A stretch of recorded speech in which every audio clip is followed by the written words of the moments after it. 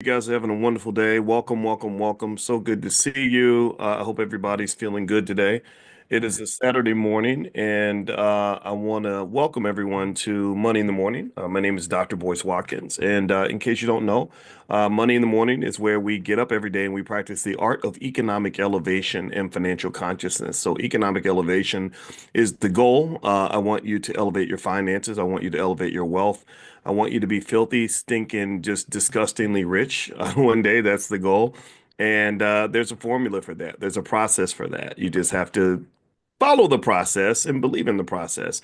And so, anyway, how's everybody doing today? It's a Saturday morning, and I know that sometimes on Saturday mornings, that's when everybody kind of sleeps in. Not everybody, but a lot of people do.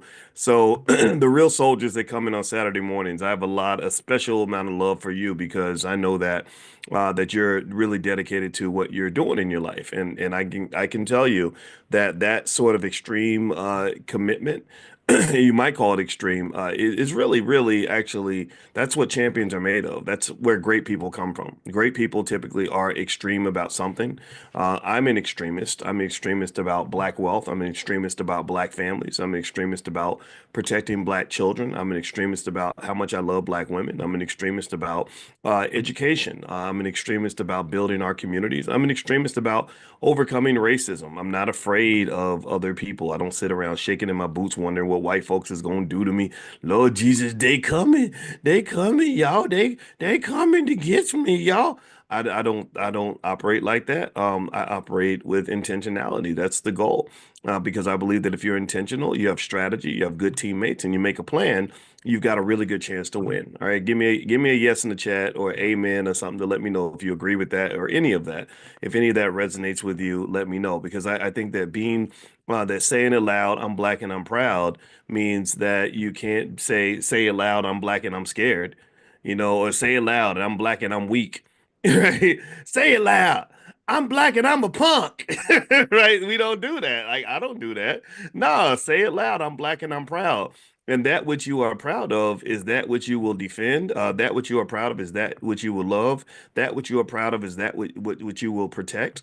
That which you are proud of is that which you will invest in, right? So when you love something, you invest in it. So if you love your kids, you invest in your kids. We talk about the $5 a day investing plan, where literally for small amounts of money invested right now in the stock market, you can set your kids up for life. Make sure they don't have to go through the struggle. They ain't got to be broke. They can quit their job if they want to. They can tell their boss to kiss their butt. But a lot of people don't make that choice. They put their children on the struggle bus, and then they it becomes an intergenerational struggle bus. And you got the struggle bus because you inherited it from your parents. They might have loved you, but maybe they didn't know quite how to love you economically. So real love to me, Mary J. Blige had that song called Real Love. To me, real love is when I make sure you're good. That's it. That real love is when I make sure that you're fed. Real love is when I make sure you're secure. I make sure you're safe. Give me a amen if you agree with that. All right. So anyway, how many of you saw this story? Apparently, there are there are NFL players and NBA players and stuff getting robbed right now. Did anybody see that? Did anybody see the story? The FBI and the CIA and Homeland Security have been putting out warnings to professional athletes saying like hide your wife, hide your kids, hide your jewels because there are apparently these massive theft rings. They say they're coming out of South America. That's what the report is that I saw.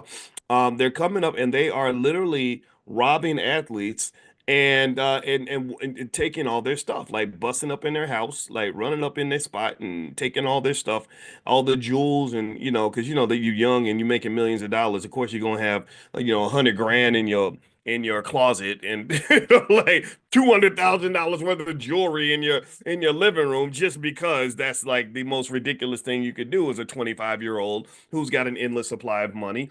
But anyway, so this is really crazy. And I want to talk about this because this talks about money. And believe it or not, see, anytime I'm gonna tell you, I'm your money man. Remember how you had the guy in Forrest Gump who Bubba who could do anything with shrimp.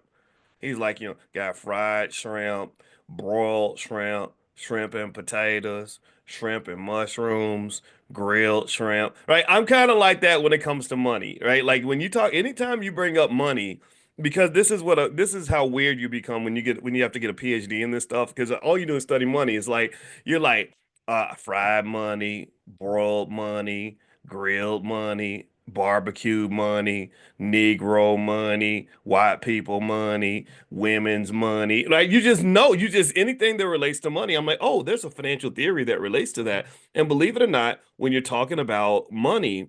There's a whole theory. There are literally research papers that are written about this, like why these guys are being robbed and why they're being targeted. So here's what the story basically says. It says that the FBI has warned the NFL and the NBA that there are these theft rings, very highly sophisticated, highly organized theft rings that are basically targeting these wealthy athletes.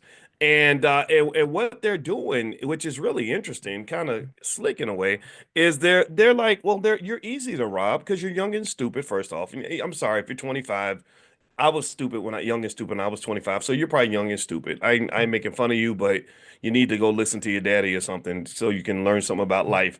If you don't have a daddy, you should go find one because we know how stupid we were when we were your age, but we didn't admit it. We thought we knew everything. Um, but uh, but the other thing too is the athletes tend to be very flashy. They show you what they have. They wear their wealth on their wrist. You ever seen Deion Sanders' son after he wins a game? He does this.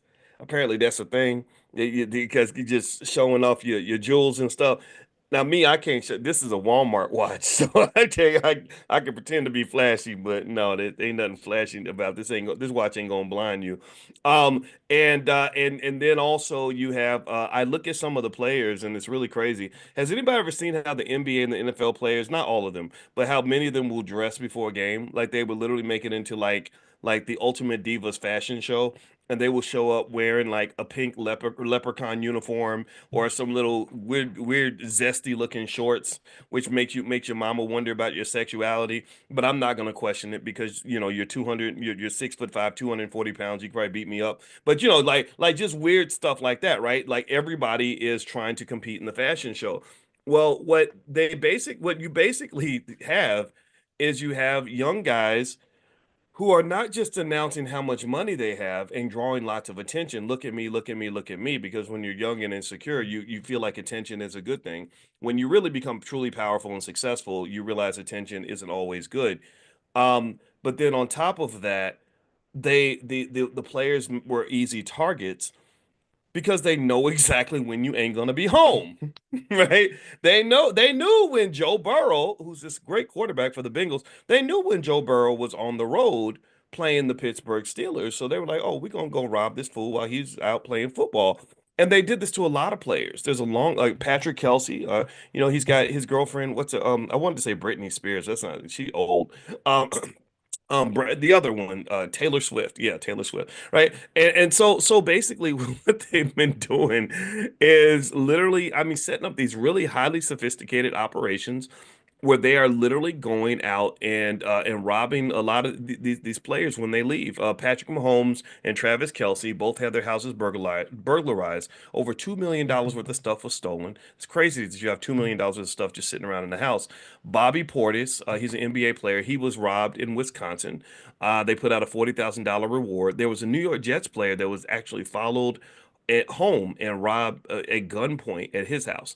And so I'm looking here on ESPN.com, and basically, there were some people that have been charged, but I don't think the ring is done. I think that it's probably just kind of just part of something bigger. And the FBI also linked the men to robberies of other prominent athletes. I mentioned that earlier. Three of the men have been charged by a federal grand jury in Cincinnati. Much of the evidence outlined in the FBI complaint is from cell phone data, surveillance video, license plate numbers that allegedly placed the defendants in the vicinity of the burglaries. The burglars, according to the FBI affidavit, quote, will approach the residences from cover, such as but not limited to a wooded or dark area before breaking into the homes. The groups often would separate into smaller units to commit multiple burglaries, according to the FBI. However, though burglary groups may consist of 4 or 5 members, these separate groups often work in concert with one another. Organized crime people communicate with one another and use the same buyers of stolen merchandise. So they have a whole ring, they have a whole market for these stolen goods that they can turn to, so they can liquidate their investment by getting these stolen things on the black market. And there's some other players that I'm seeing here as well that have been hit. But anyway, that's not the whole point. The whole point is just sort of what's really happening here. Now this is interesting too, because anybody that's ever been in the hood knows that this happens all the time, right? Right? Like most people know, for example, if you live in a poor neighborhood, you probably, and you go make a lot of money, you probably shouldn't ride around shining in the hood. You shouldn't have the shiny rims and the shiny watch and the big gold chain and all that, because bad things can happen. You're drawing attention. The Chinese actually have an old saying. My students told me this when I taught in China a few years ago. They said that their saying is that the fattest pig always gets slaughtered. The fattest pig always gets slaughtered. Now, what does that mean? It means that when you are in a culture like ours, America's, where everybody wants to be the fattest pig, everybody wants to be the man, everybody wants the attention, everybody, the athletes and the rappers and everything, look at me, look at me, look at me. Well, there's a downside to that. And the Chinese, because they have a wise culture, they say, no, you don't want to be that person, because when you are that person, then you're pretty much asking to be taken out. You're asking to be slaughtered. And what you'll truly find too is that when you're talking about younger people that are maybe a little bit insecure, have something to prove, they're more attention seeking. Whereas you get a little bit older, truly powerful, truly wealthy people say, no, no, no, I don't need the attention. There's one guy I read about literally who was he runs Tether, and he makes something like over $2 or $3 billion a year. And he does not do any interviews. He does not want anybody to know how rich he is. He quietly sits in the back and collects a couple $1 billion a year in income per year, not total, per year, and doesn't want anyone to even know about it because he knows that attention is bad. Or if you watch the movie American Gangster, remember when Frank Lucas went to the Muhammad Ali Joe Frazier fight? Shout out to Ali. I'm from Louisville too. Go Cards. They won last night. It's a great game. And he went to the Ali Frazier fight. His wife bought him the big furry coat with the big furry hat so he could look like all the other pimps and gangsters and dope dealers. And next thing you know, the FBI turned their camera and they're like, "Who is this guy? Who's this shiny fat pig? Let's snap some pictures of him. Snap, snap, snap, snap, snap." Next thing you know, he's on the FBI radar. So basically, with these athletes, this is what they call conspicuous consumption. Conspicuous consumption. And believe it or not, the Chinese, did anybody see this? The Chinese government actually made a law where they said that you're not going to be as stupid as Americans are. You can't, if you're wealthy, we don't want you on social media flaunting your wealth. Did anybody else see that? Give me a yes if you saw that. The Chinese government literally said, if you out here showing off everything you got, making people jealous, making people get distracted from their daily lives, we're not, you're going to be in trouble. We might actually come and take your social media down or arrest you because we don't allow that. And there's a kind of a reason for that, right? A lot of people say that when they're part of the reason that you might have criminal activity is because you have the poor person who's sitting there and he's hungry, he's broke, he's sitting there like, trying to figure out how to pay the rent, and you're like throwing around $100 bills. Well, if that don't make you a hater, I don't know what does. I'd be kind of like, okay, so you're telling me you don't really need the money anyway. So I got a gun and nothing to lose. Maybe we can do a trade. Maybe I can, like let you know that I won't kill you if you give me like just a couple $1,000s of that 100,000 that you have in your bank account. So here's some theories that you might want to link to this so you can understand finances and really tell your sons and your daughters and stuff. First, I've seen so many people when they get a new job and they start making money. First thing they do is they want to go tell everybody how much money they make, and and it typically brings bad attention. So there's one theory called the conspicuous consumption theory, introduced by economist Thorstein Veblen in 1899. So they've been knowing about flossing since 1899. This theory suggests that individuals purchase luxury goods to showcase their wealth and obtain social status. So psychologically, a lot of people that, if you notice, the flashiest people with money tend to be people who ain't never had no money before. Anybody ever notice that? That typically the flashiest person in the room is the person who is new money. They ain't never had no money. and they just want everybody to know they have money. And you ask, well, why would you do that? Well, the reason people do that is because they inherently understand that if I show you I have wealth, you're going to treat me different. You're not going to treat me like a Negro. You're not going to treat me like a poor person. You're going to treat me like I am somebody. So this is one of the reasons why, if you look at old videos from Ebony Magazine back in the 50s called How to Sell to the Negro, part of that was built on this idea that black people know that they are second class citizens, and part of the way that they want to show that they are equal and that they are worthy is by buying lots of things from white people. So that was a trap that you fell into. There was a whole episode about that on Different World. Remember back when Bill Cosby and people were trying to make TV shows that actually helped black people. Different World. There's a part where Jasmine Guy's character Whitley goes into a store and the lady kind of blows her off or whatever, and to show the lady up, to show off to the lady, she goes back and buys everything in the store to basically say, oh, you were picking on the wrong person, or you were ignoring the wrong person. And I think Sister Soldier was in that episode, and she was kind of like why would you give all your money to somebody who hates you? Just to prove that you're worthy. Like, no, you should not give them your money. And I love that. I mean, that was way ahead of its time. We've talked about this, that money is power. You don't give your power away to someone who's going to use their power to hurt you. You give your power to people that are going to use that power to help you. So Jasmine Guy went back and gave and returned everything. She said, I know that I'm better than or as good as you, not better, but and I'm not going to give you money just to prove to you that I'm your equal. I know I am. Right. So anyway, so this theory on conspicuous consumption suggests that individuals purchase luxury goods to showcase wealth and obtain social status. Such visible displays, though, can make them targets of fraud and theft. There's a financial vulnerability framework that says that it examines how behavioral and social factors, including the public display of wealth, can increase an individual's susceptibility to financial fraud and scams. Let me tell you something about having money. I've had money for a little while. It's probably about let me see, what is it? About 23 years. I got my first job when I finished my doctorate when I was 30 years old, and I was making $115,000 a year, which felt like $1 trillion. And so suddenly I'm bringing in $10,000 a month, and I could buy pretty much whatever I wanted. And I was young and single, and it was I told you my whole dating life changed. I suddenly became 6 foot tall. I became very handsome, and my jokes became very funny. I became the most interesting man in the world to a lot of women that I met. And so anyway, when that occurred, I can tell you that it was interesting because in the beginning, making all that money was pretty cool, and the word got around in the family that I was making six figures and all this other stuff.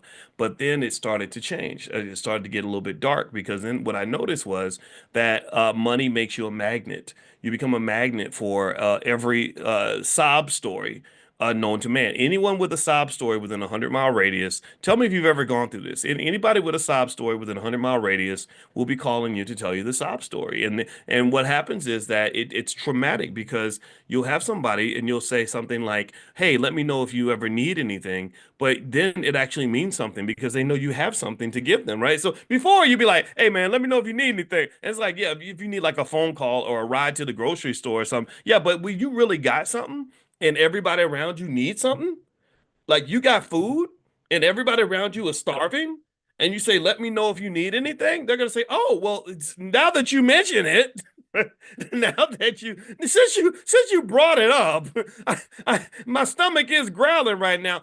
And so literally, it's kind of crazy. It sounds ridiculous, but you get nervous about even saying things like, "Hey, let me know if you need anything," because people will really call you on that. People will really be like, "Yeah, well, you said if I need anything, I can call you." Be like, damn, I didn't really mean it.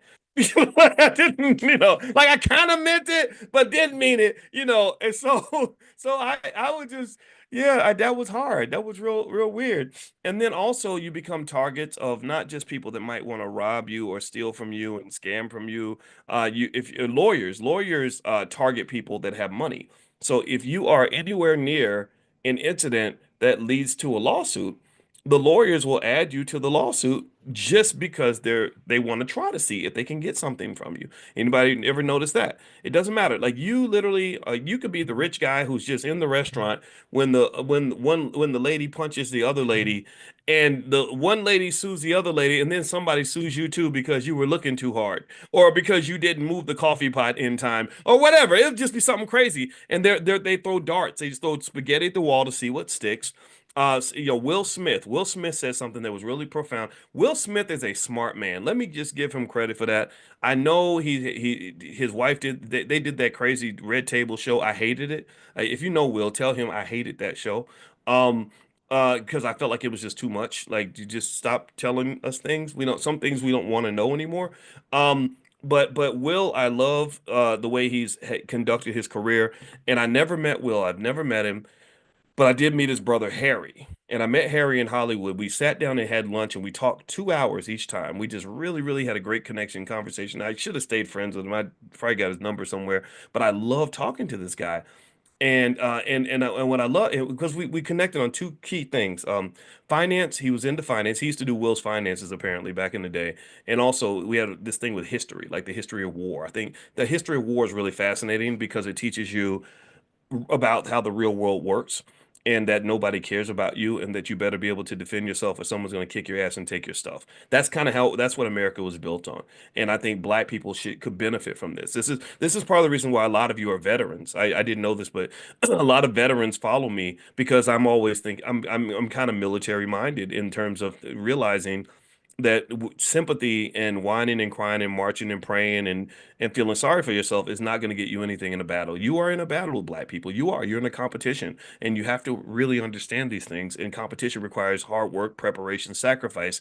And if you can't do that, then you're going to struggle. That's just my reality. So anyway, we were talking and I remember like noticing first of all talking to his brother was weird because they looked just alike, and I was looking in Will Smith's eyes, but it wasn't Will Smith, it was his brother. That was crazy. And but then also I remember thinking to myself, this is a smart family. Like these are smart people. Like I really got that sense. And so I have a lot of respect for Will, by the way. He said a couple things through the years where I'm like, okay, that was actually pretty wise. I like this guy. And one thing that he said that I liked was he was talking about what it's like to be rich and famous. And he said something that I'd actually observed myself that it was interesting. The difference was like I'm not Will Smith famous. I'm no, but I can say I can go to a few hundred cities and get recognized on the street. Everyone won't recognize me, but there will be that person who says, right? And I love you. I love you, by the way. If you are that person, I'm gonna hug you when I see you because I appreciate you so much. But I'm not for everybody. I'm an acquired taste in a way, right? But Will said something that made me think a little bit. And so, but Will Smith is kind of global, right? In his stuff. And one thing he said that was really interesting was he was explaining to his niece or nephew what it's like to be famous, and he said, two things. One, he said it's amazing because you can literally say one little thing to someone that changes their whole life. You can give them one compliment, you can lift them up and say, you're really smart, or I really love that outfit, or you're really pretty, or you can do it, and they will like it supercharges people. So it's like a superpower, and I was like, oh, it's great. He's conscious of that. I love that because I'd noticed that, but I didn't know if everybody else kind of thought the same way. It's an amazing experience. But then the second part of that though was he said that he has to have 8 lawyers that work for him all the time because people will just add him to lawsuits just because. He said, I have to have 8 lawyers defending me in court all the time from so many frivolous lawsuits being filed for no reason.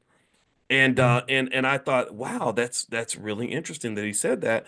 And one piece of advice he gave, and I like this advice a lot because I was actually kind of having an experience at the time that made me think. My manager actually sent it to me so I could see it. And he said, you have to know how to fight off the predators without letting your heart go dark, right? You have to fight off the predators without letting your heart go dark because what you'll see sometimes is you'll see people that are rich and successful or famous or whatever, and they're just mean to everybody. They're mean to everybody, and while sometimes it's just because they're a prick, Like I met Janelle Monáe when I was on the Breakfast Club. She wasn't very nice. I tried to make conversation and she's like, yeah, yeah, yeah, whatever, right? And and I didn't like that. But then at the same time, you have these experiences, where you get traumatized. Maybe you let somebody get too close, and next thing you know, they're trying to take things from you, or they're trying to harm you in some way, or whatever. So some people just build a big wall. It's kind of like black trauma. It's kind of like trauma in the black community. You ever see people that just have a big wall around them and they're like, I'm safe inside the gates of this castle that no one can get into except for me. And they unfortunately spend their whole lives like alone and sad and angry and whatever, and really therapy will help you through that because therapy helps you become elastic enough to just know that, yeah, sometimes people will disappoint you, but you can come back from that, and there's a lot of joy in the world that you can acquire as well by learning how to have adequate boundaries while at the same time engaging with the rest of the planet, right? And this is a dance. This is a real dance, especially as your economic status changes. Because all y'all, if y'all not some rich black people already, you're going to be. I told you, you're gonna be. Your families are gonna be wealthy. Most of you, if you're consistent. Why? Well, because I know how wealth works and I know where the money flows. And the reality is that when you look where the money flows and where the money grows and flows in stock market participation. So when I saw that survey result that showed me that 88% of you are investing in the stock market and that a large percent of you are investing consistently, that right there tells me not where you are. I have no idea exactly where you are financially. It tells me where you're going.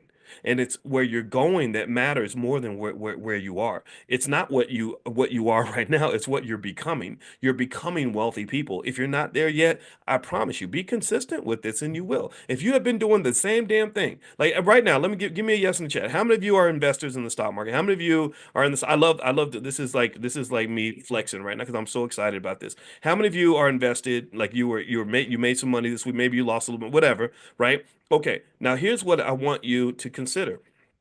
Most of you are invested right now. A lot of you are investing consistently. Do you know that if you had been doing that exact same thing since the year 2005, it would be almost impossible for you to not be wealthy? Like if you literally were buying stock consistently and holding more than you're selling, like not selling it all, but just literally acquiring consistently, almost every single person, almost every single one of you would be wealthy right now. Imagine if you just, bought, imagine if you just took your spare change starting in 2015 and just bought a little Bitcoin every week. I'm gonna buy $20 worth of Bitcoin, $50 worth of Bitcoin. Back when Bitcoin only cost $20, when a whole Bitcoin was $1.50, right? You'd be filthy rich, you'd be multimillionaires, right? So as your wealth grows, and as you rise up an economic ladder, your life will change. It will change in a lot of ways. You're going to lose some friends. You're going to have some conflicts. You're going to have some challenges. You're going to get your feelings hurt. But take it from someone who's gone through this. I'm talking about life. I'm talking about my experience, right? And you kind of have to know how to balance that. And that's why things like therapy can be really helpful, no matter what stage of your life that you're in. Therapy will help you maintain those healthy relationships. Therapy will help you process what's happening to you. Therapy will help you reframe so that you don't want to go jump off a cliff because something went wrong. Therapy will help you keep going when your business has some sort of catastrophe that makes you think that you're supposed to stop, right? So this is my belief, all right? So anyway, with that being said, one thing I want to mention is in the Black Business School, by the way, we do have the first ever Black Financial Therapy Department. I repeat that just because some of you have heard me say this 1,000 times. I repeat things because new people come in every week. We literally have hundreds of new people that sign up for this class every week. So I want to make sure everyone knows what we got going on. And my wife, who's a licensed therapist and a full professor of social work, Dr. Alicia, she runs that department. That she helped me create that. And we work with the best Black therapists to figure out what psychological barriers are keeping us from building Black wealth. If you don't study the psychology, then you'll never understand the economics behind the psychology because money is about mindset. It's completely about mindset. So anyway, Dr. Alicia is doing. She has a book club on Sundays. She's going to talk about using conflicts to your advantage, like how conflict can elevate you, things like that. So if you want to be notified when she goes live tomorrow, and then she does Mental Health Mondays. Actually, Mental Health Monday, she's going to speak with Dr. Cleo Monago, and they're going to talk about the Luther Vandross documentary and what Luther went through, in his experience. He was super talented and all these other things, but he was in the closet for a long time, and I think they're going to kind of talk about that as well. So if that's your jam, you pull out your phone, text the word love to the number 87948 on your phone. Text love to 87948, and Dr. Alicia will send you a notification when they meet. Now let's hop back into this conversation about the athletes really quick because I wanted to introduce you to a couple more theories on just basically why being flashy with money is a terrible idea, but a lot of young people do it because they ain't never had nothing. There's something called a bias-induced gullibility. This study was on investment scams, and it found that individuals that were typically attracted to the high return, low risk opportunities, often associated with affluent lifestyles, are more prone to fraud due to bias-induced gullibility. Interesting. So what they're basically saying is that people who like the flashy lifestyle, like the people who are scrolling through Instagram and get excited because they see some influencer driving a Lamborghini. Anybody seen that? Like the influencer that's like where they actually have. Did y'all know that they have movie sets in LA you can rent that where you can pretend like you're on a private jet. So you'll see some influencer that's sitting there on their phone on their private jet, like they're about to fly somewhere. They ain't flying nowhere. They're like they about to get in the Uber and go home, but they're pretending to be on a private jet because they have whole movie sets set up where you can pretend to be an influencer who owns a private jet. Well, anyway, they said that people who are more attracted to that, and I don't believe in any of that. I think that's a bunch of crap. I think it's all like so much of the stuff on the internet when it comes to finances and investing is all built on not just silly materialism, but it's built on drilling into your greed and your fear, right? To sort of getting you to sort of believe that you can make a lot of money really fast. So a lot of people that talk about stock options, for example, approach it in a way where they approach it basically like sports betting. It becomes like gambling. And I study stock options, and we read academic research papers on how options work. I see them as this vast income generating opportunity, but also as a risk management tool that can allow you to really have a safe, stable portfolio, but also generate income at the same time. And if you want a little bit of risk, that's there, but that's not all that there is, right? And so ultimately, the internet's sort of full of a lot of crazy stuff that, and they'll just lie, like they'll just say stuff that's just unbelievable, like there was one of my friends, she her name's Tiara. She runs the Fly Nubian Money Club, and she was talking about how one of her relatives reached out to everybody during the pandemic. That's when there were a lot of scams during the pandemic, and the person said, "We're going to start a susu." Now, if you know what a susu's been around for a long time. This is something that's done in a lot of East Indian countries, things like that, where basically it's like where a community gets together and they all help each other save. Everybody puts money into this pot, and then every few weeks someone gets a big pile of money because everyone in the community has been saving together. Almost the way taxes might work or insurance might work. You're all sort of contributing a little bit, but then that turns into a lot where you get blessed with a lot of money at one point because everybody sort of put into this pot. Well, this person Susu, this was not a Jamaican Susu. This was a Pittsburgh Susu, and so in this Pittsburgh Susu, in this like this ghetto Susu, this person basically said gave the same. You've probably seen emails like this. Let me know if you've seen this, where it's like, okay, if you put in $500 and I put in $500, then we'll both have $5,000. Anybody seen that? Like almost like that Jesus water into wine, take one fish and feed 500 people type of thing. And it's all a lie. It's all a scam. It's a Ponzi scheme. It's a pyramid scheme. And it's a pyramid scheme. What makes it a pyramid scheme? Well, what makes it a pyramid scheme is the fact that really the way you're getting money is by recruiting new people, right? Does anybody know this, right? Like, so typically, did anybody notice like most of these scenarios require you, they're like, okay, if you get two people and she gets two people, and then those two people get two people, and all those people come in and they're pouring money into this pot, then the people in the center, the people at the top, the people who created the scheme, who created the fake susu, are the ones who are going to get paid, right? So it's like a financial version of musical chairs. And so anyway, she told this story where she basically said that that they started this susu, and they use all they know it's psychological, so they use all this, language like pro-black, pro-Jesus, we got to get together and bless each other because we are part of the same community and we got to build generational wealth. And it drives me crazy because I use terms like generational wealth and I'm really thinking about generational wealth, and then I'll hear people that talk the same way, they use the same language, and I'm like, no, but you're promoting a pyramid scheme. You're going to traumatize people because everybody's going to get in this damn thing and a bunch of people are going to lose their money. And then they're going to think investing is bad, but you're not teaching them investing. You're showing them how to throw their money in the toilet. So anyway, she said that their little fake susu, their little ghetto susu, went so bad that one of her cousins like called the other cousin and said, "If you don't give me back my $1,500, I'm coming over there and I'm shooting everybody. I'm shooting." He said, "I'm coming over there with my gun and everybody gonna die if I don't get my $1,500 back."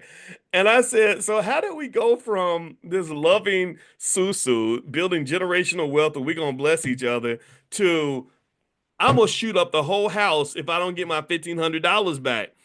See, that's financial trauma, and that's what happens when And here's the thing: there's studies that talk about like the types of people that are more likely to get sucked into that. And now, I'm not saying that you're bad if you have been fooled by this. A lot of people have, but there are tendencies, there are characteristics of people that are more susceptible to this kind of thing, and it's typically people who kind of want to make a whole lot of money real fast, right? They lean on your greed, or like just like those scams. When you get the email from the Nigerian prince who says like I have $20 million I'm gonna give you, or I have $20 million, I'll give you 2 million of the 20 million if you can help me get into my account, but you got to send me like $200 so I can pay the fee. Like it'll be something like that, right? So it's like you're thinking about the 2 million. And he's thinking about the $200 because he's thinking like if I can get you to give me $200 on this small probability that you're going to get 2 million, then I can just keep doing that. That's my hustle. So he's looking at the real money. You're looking at the imaginary money.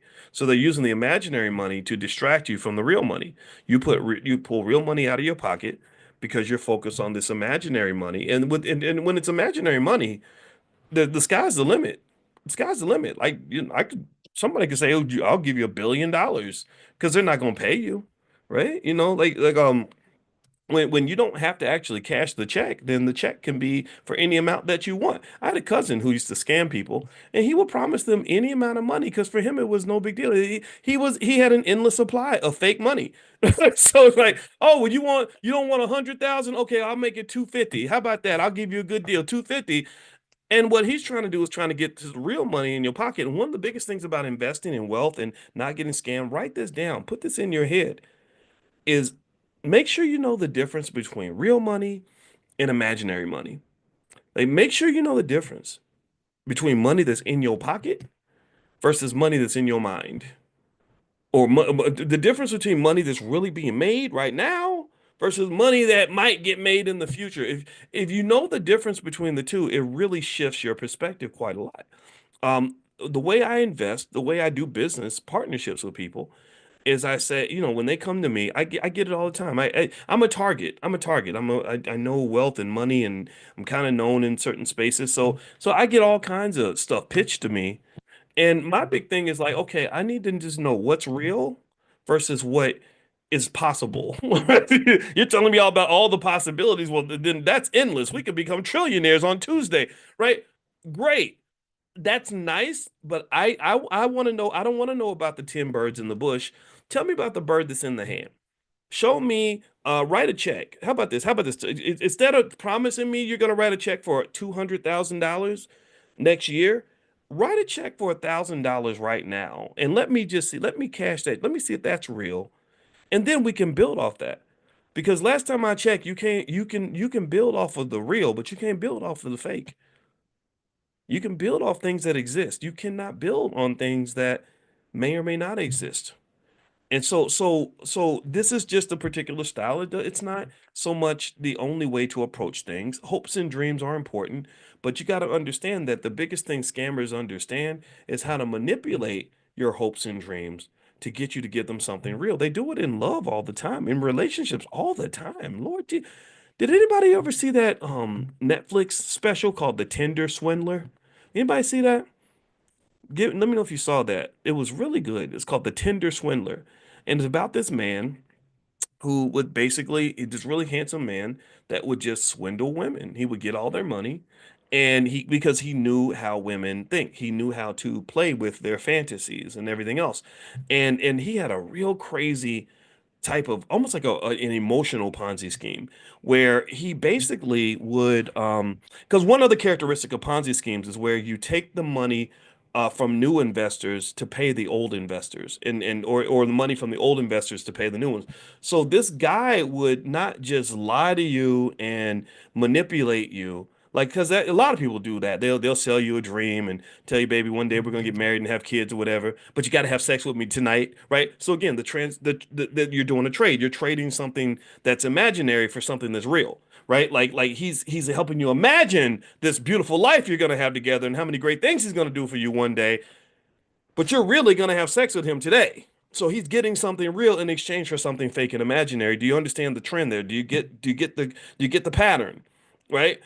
So he can so if the dream that he gives you isn't good enough, he can just give you a bigger dream because dreams don't cost nothing, right? But what you're giving him in that moment, which usually is you know how these men are. You know what they want. They want the same thing, right? Right? What you're giving him in this moment is very, very real. And then later on, when it's time to cash in on the dream, he's like, I changed my mind. And I'll call you later. Good luck. Have a nice life. Whatever, right? So the Tinder swindler did that, but he did it in a really crazy way. He did something I didn't understand at first. I was like, how's he doing this?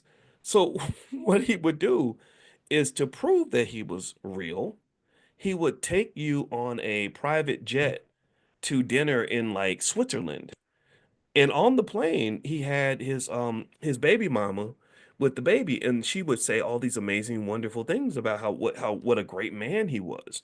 And so these women would say, well, he's probably not scamming me because I mean, who can pretend to have a private jet? Who can pretend to take somebody to dinner in Switzerland, right? And this lady I'm talking to her, she seems nice, she seems real, right? And what he was doing was basically because he had a whole production line of women that were at different stages of his process.